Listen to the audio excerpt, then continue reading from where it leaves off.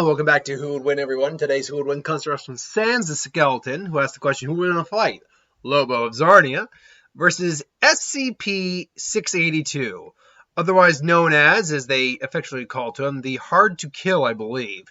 Hard-to-destroy reptile. That's what his codename is, and forgive that weird ad there. So I've had SCP-682 on here before. Only once, and to be fair, that was against Cthulhu. And I know some people have been kind of was like, oh, my kid's like, dude, you can do this and this.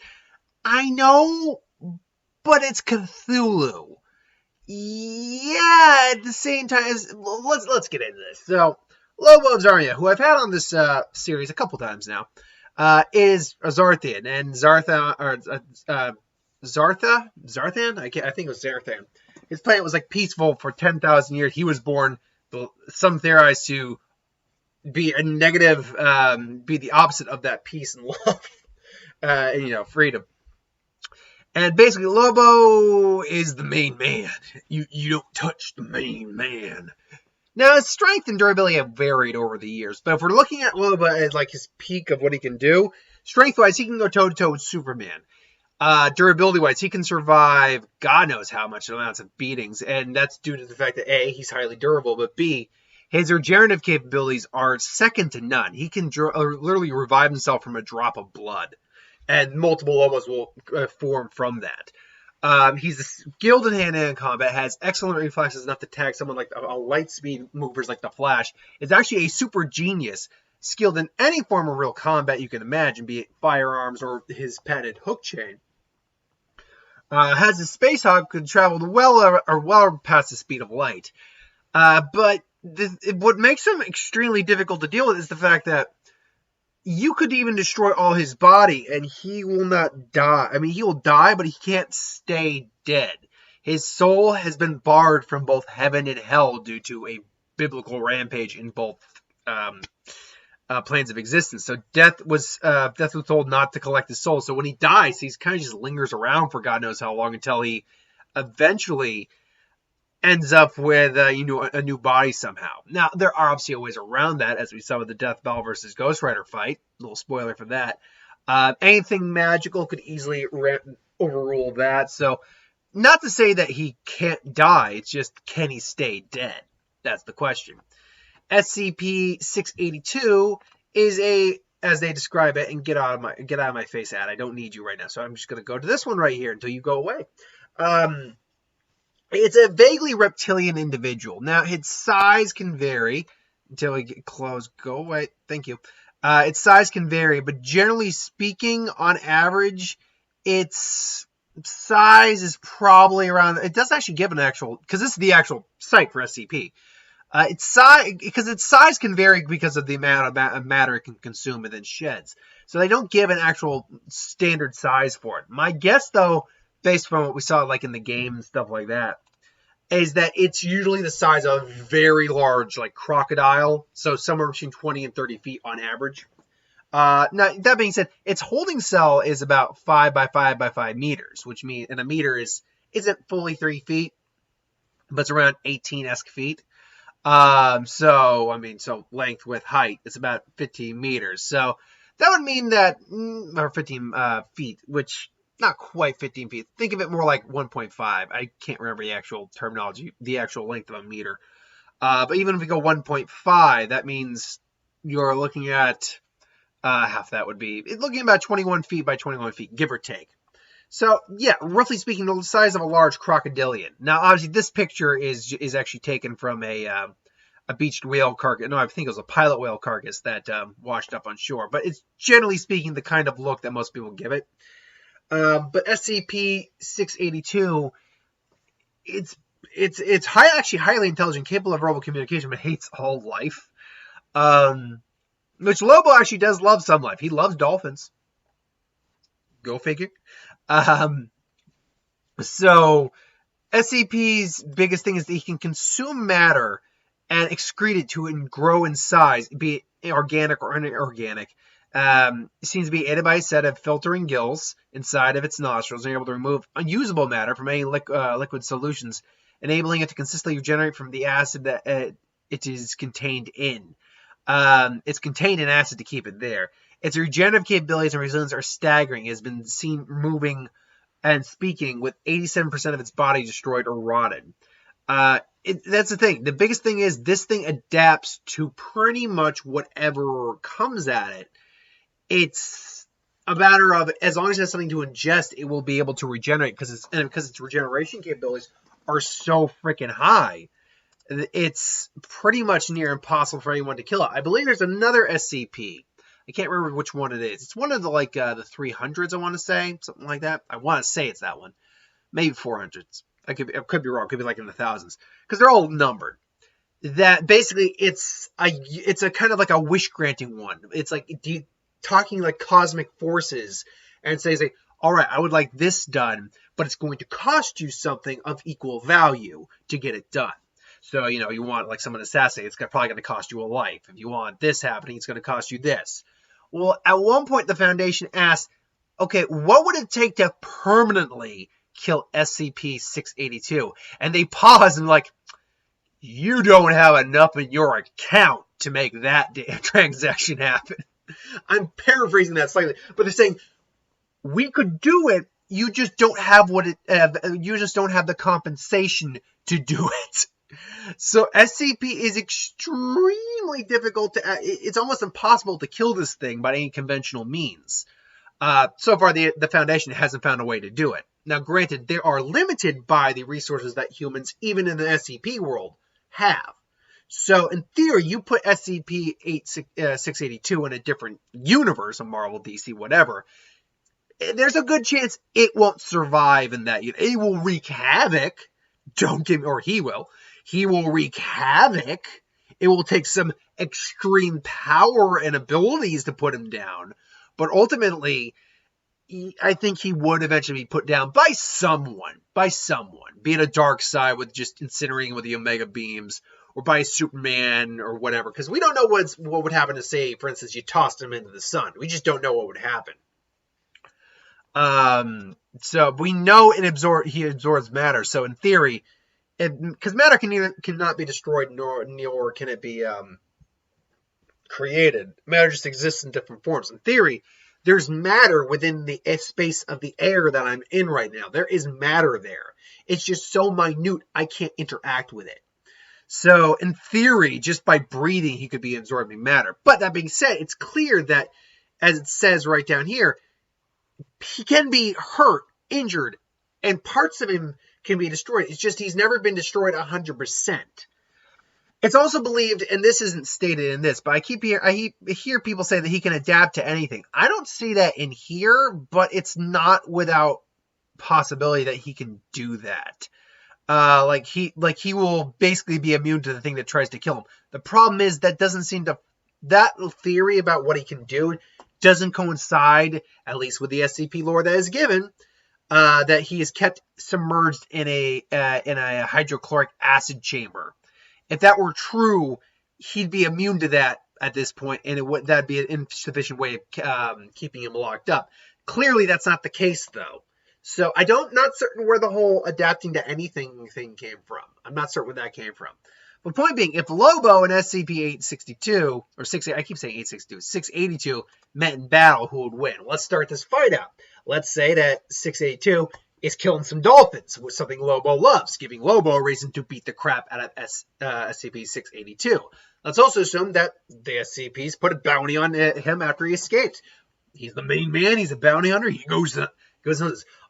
He just goes, all right, lizard, let's dance. And he, just throws his chain out, hooks it onto SCP-682, just starts railing him in. It's kind of just starts pounding him, blasting him. Come on, is this all you got? All of a sudden, 682 just chomps his arms off. It's frag. You stinking bastard! And then just kind of charges him with his snubs hands just start growing back, and then just grows back, grabs it, just puts him on the ground. So right off the bat, I will say this. if we're just going with like whatever a base form of SCP-682 is, Lobo clearly outclasses it in strength and durability. Hell, in regeneration capability, he may very well outclass it. Because we've never seen SCP-682. I'm just going to keep saying 682 from now on, because that's just, it's a mouthful to say it otherwise. We've never seen, to the best of my knowledge, what happens if his entire body is destroyed. We've seen what happens if Lobo's entire body is destroyed. He came back from a drop of blood. He came back from nobody. So from a high point of regeneration, Lobo's got the edge here. And from the point of physical strength, he's got the edge here. But as 682 keeps eating things and absorbing matter, he's going to become more of a challenge for Lobo. He keeps getting larger, keeps getting stronger. Now, I think there's a point where eventually his strength would exceed Lobo's, but the problem is I think he is limited by his physical form. Like, he's strong. 682 is freaking strong. Even for an individual his size, he's very strong. But he's clearly been able to be captured before. And Lobo, just at his size, is far... See, the problem is I think 682 would have to get to a size that's comparable to Lobo's level of strength in order to compete with him. What I mean by that is, Lobo, if for all intent and purposes, he's probably larger. He's a bit larger than your average dude. He's jacked and all that, but he's larger than your average dude, but he's probably like 6 or 7 feet tall. Tall, but still within the realms of human capabilities and strength.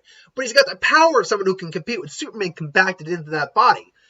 What I'm trying to get at is SCP-682, in order to actually compete with Lobo, would have to be whatever the normal amount of strength. They have to be the size of a creature that would just normally have that level of strength just because of its size. That's what I'm getting at.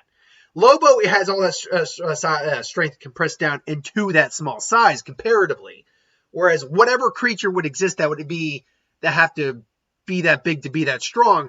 That's how big SCP-682 would have to get in order to compete with Lobo strength-wise. And I just don't think that's going to happen. But that said, Lobo would have to make up some insane device in order to completely kill SCP-8. It would have to kill 682.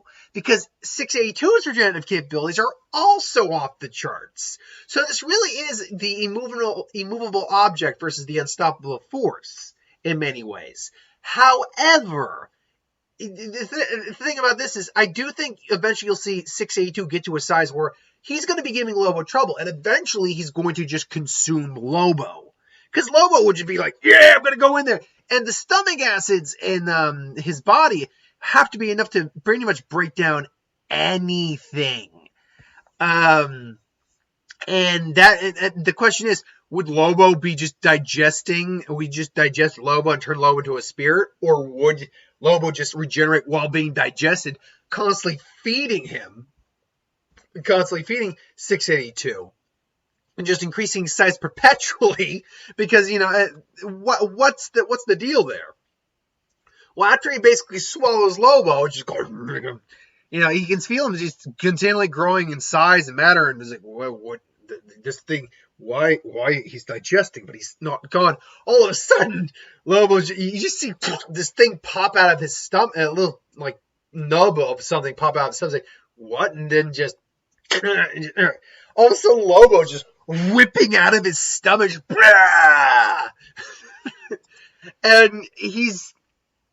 and Lobo's just, oh, that was disgusting, as he's just regenerating his flesh back.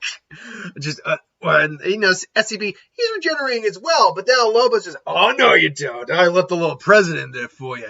Had to leave it outside your stomach so you didn't digest it. Hope you enjoyed. All of a sudden, SCP-682 blows apart.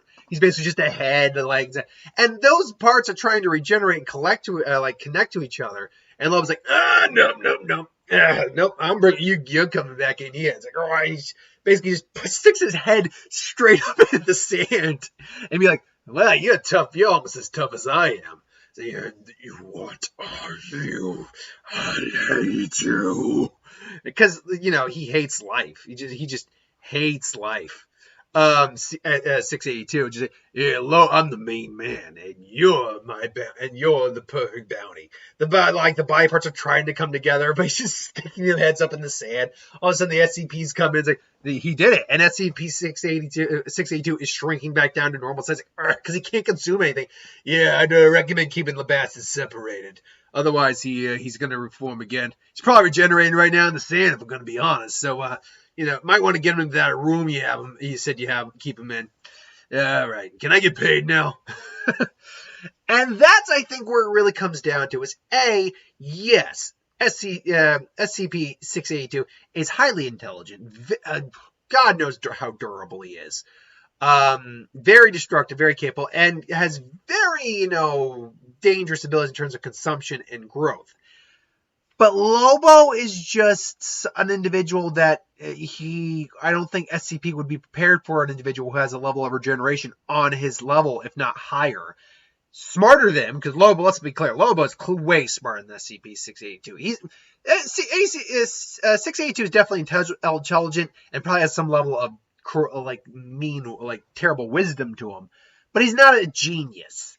Lobo also is much smaller once we get to the later stages of fight and can use that to his advantage. Blind spots anyone, plus using his regeneration to his advantage, and having weaponry on call all the time certainly helps. So ultimately, while it's definitely an interesting fight, because of his sheer strength, durability, regenerative capabilities, and intellect, I do have to give it to Lobo in this. Lobo's dealt with individuals probably far more dangerous than SCP-682, if we're going to be honest, because 682 doesn't have an ability besides consumption and regeneration. If he had, reality warping capabilities, magical capabilities, energy-producing capabilities, then we'd be having possibly a different conversation here. But he doesn't, so we're not. So ultimately, my vote goes for Lobo, but I can see a scenario where, say, Lobo is suddenly gets chewed up and spit out, and he's just chewed up into bits, still alive, but suddenly it's just thrown into the stomach of SCP-682 and is constantly being digested while he's regenerating, which means that he's constantly feeding and making SCP-862 basically just growing indefinitely until he basically eclipses the entire universe. Of course, to be fair, in a world where these two would be fighting, it would have to be the DC universe. So in theory, eventually Darkseid would just show up and be like, okay, this has gotten ridiculous, and just wipe him from existence. And that's the thing right there. Throw SCP-682 into the DC universe. He'd honestly get the crap kicked out of him, just because there's individuals who have magic, who can just shut down your abilities, who can just erase your existence on a whim if they really want to. Same with the Marvel universe. So same with other things like My Hero Academia. Bleach has characters that can do that. Doctor Who. Don't get me wrong. SCP would be a nightmarish individual to put on that show. A lot of the SCPs would, in terms of dangerous ones. Till then, though, that's my thoughts on that. Thanks for watching, though. Hope you enjoyed. Like, comment, share, subscribe. As always, you want us to review something, put in the comments below. Let us know. We'll do a review of it at some point. 90s Rule would win. Star Wars, Superhero, Magic, What If, anything to do with the channel. Put that in the comments below. Let me know. I'll get to that at some point. So thanks for watching. I'll see you in a little while. I'll be honest. I'm probably just going to bump the What If till tomorrow. Not because of real time constraints. I could do it, but frankly, Carrie wants to watch and just sit down and watch, binge stuff for a little bit. She's had a rough day. And I am a good boyfriend. I want to comply. So thanks for watching, though. I'll see you tomorrow. The What If will be tomorrow. Sorry about not having you up today. Till then, later. Oh, and tomorrow, hopefully, will be Ford v Ferrari. So just keep your eyes up for that.